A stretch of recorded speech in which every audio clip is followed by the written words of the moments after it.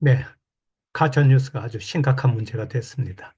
요즘은 과거보다도 가짜뉴스가 더 심각하게 우리를 상당히 혼란스럽게 만들고 있는 것 같은데요. 오늘 가짜뉴스와 관련된 자료를 여러분들하고 한번 같이 보겠습니다. 이 가짜뉴스는 어제 오늘 문제는 아니지만 갈수록 더 심각해지고 있는데요. 제가 당신이 진짜로 믿은 가짜뉴스라는 제목을 달았는데 몇 년 전에 제가 쓴 책 제목입니다. 지금 문영배 헌법재판관이 가짜뉴스 때문에 굉장히 시달리고 있는데요. 이 내용을 좀 간단히 사례로 보겠습니다.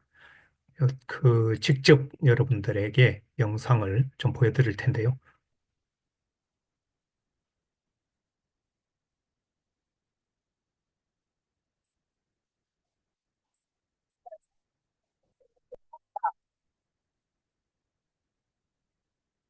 들어보시죠.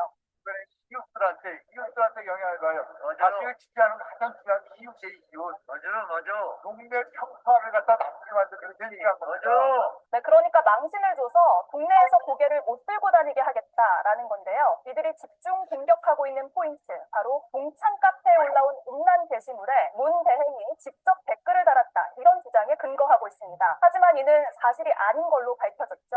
박민영 국민의힘 대변인이 이 내용으로 논평을 냈다가 근거가 됐던 사진 자료가 조작된 이미지라는 게 드러나서 사과까지 했습니다. 뭐 여러 가지 일을 처리하는 과정에서 팩트, 사실관계 점검이 좀 부족했던 부분이 있었으면 그 부분은 저희 당에서 국민들께 사과드릴 부분. 네, 보시다시피 이렇게 헌법재판관 집 앞에까지 가서 이 데모를 하는데 그런 가짜뉴스에 기반한 내용을 가지고 공당의 대변인이 논평을 했다가 사과까지 하는 그런 총극이 벌어졌는데요. 이뿐만 아닙니다. 두 번째 사례 또 보겠습니다. 이건 역시 정말 가짜뉴스인데 중국인 99명을 체포했다는 어처구니 없는 내용입니다. 잠깐 보겠습니다. 여권에서 중국인 간첩 91명이 체포됐다는 가짜뉴스가 퍼져 무한 미군까지 공식 부인한 일이 있었는데요. 이 가짜뉴스의 출처는 이른바 캡틴 코리아로 활동하는 극우 유튜버였습니다. 윤수환 기자입니다. 대형 옹호 세력들이 부정선거의 결정적 증거로 주장하는 이른바 선거관리위원회 중국인 간첩설.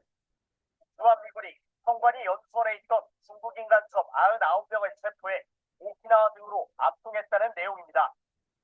이 의혹을 처음 보도한 인터넷 매체 스카이데일리는 사안에 정통한 미군 소식통에게 확인했다고 했습니다.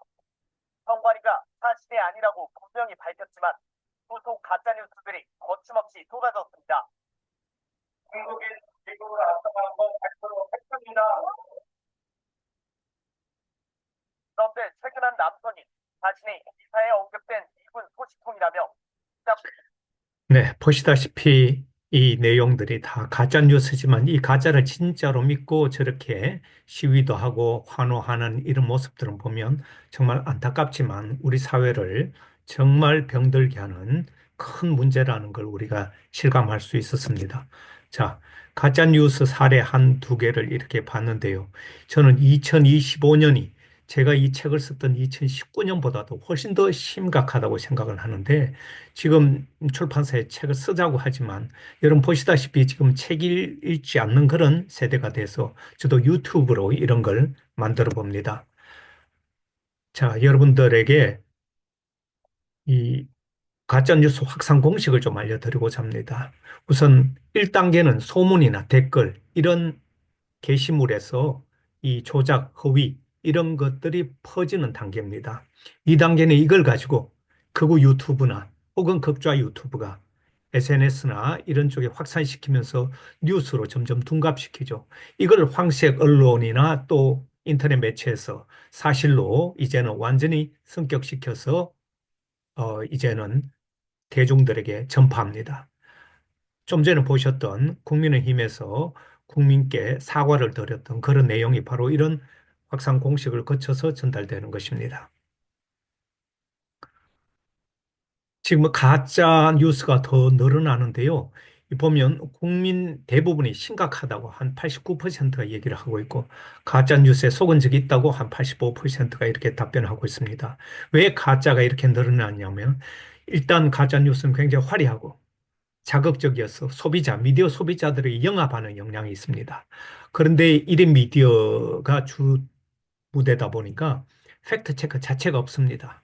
더 중요한 것은 가짜 뉴스로 장사를 한다는 것이죠. 사실관계 상관없이 클릭 수만 늘어나면 이게 돈이 되니까 가짜 뉴스를 만들어내는 극우 유튜버들이 굉장히 늘어나고 있습니다. 가짜뉴스 늘어나는 이런 상황을 보면서 이건 도저히 더 이상 묵고할 수 없는 그런 상황에 왔습니다. 근데 한 가지 구분해야 될 것은 가짜뉴스와 오보는 다르다는 것입니다. 탄생 과정의 가짜뉴스는 허위 사실로 이미 사기를 목적으로 이루어지고 있고 그 목적은 정치적인 이해관계나 혹은 돈을 벌기 위해서 그렇게 시작되는 것이고 일반 언론에서 알 권리 차원에서 접근하는 것과는 완전히 다르다. 그리고 가짜뉴스는 사실관계 체크를 하지 않고 일반 언론에서는 항상 사실관계를 체크하고 잘못됐을 경우는 오보를 인정을 합니다. 그러다 보니까 법에서도 가짜뉴스는 보호하지 않고 바로 처벌 대상입니다. 그러나 언론의 오보는 법의 테두리 안에서는 보호하는 영역입니다. 그래서 가짜뉴스 주 무대는 유튜브나 SNS입니다. 여러분 보시면 가짜뉴스 처벌 관련 법적인 장치들이 있지만 사실상 이게 현실적으로는 처벌하기엔 너무나 멉니다.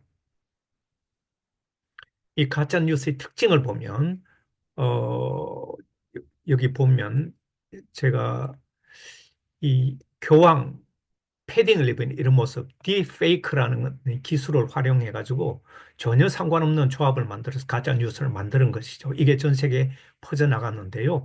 이건 사실과 다른 것이죠. 매우 자극적이고 이렇게 제목 장사를 하고 소비자에 영합합니다. 이런 건 바로 소비자들이 진짠가 이렇게 호기심을 유발시키는 그런 조작 기술이죠.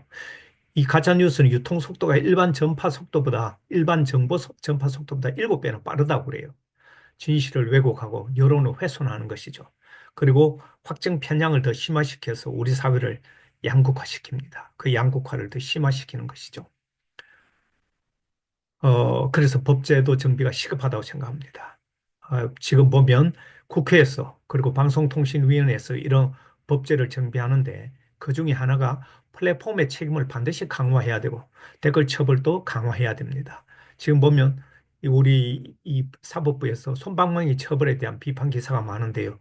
이런 이 조작 혹은 딥페이크로 인한 가짜 뉴스 이런 저런 데 대해서 우리나라 사법부는 따라가지 못하고 있습니다. 솜방망이 처벌 때문에 어렵게 범인을 잡았어도 훈방을 하거나 벌금 얼마로 물려주는 이런 경우가 많은데 법제도 정비가 시급하다고 생각합니다.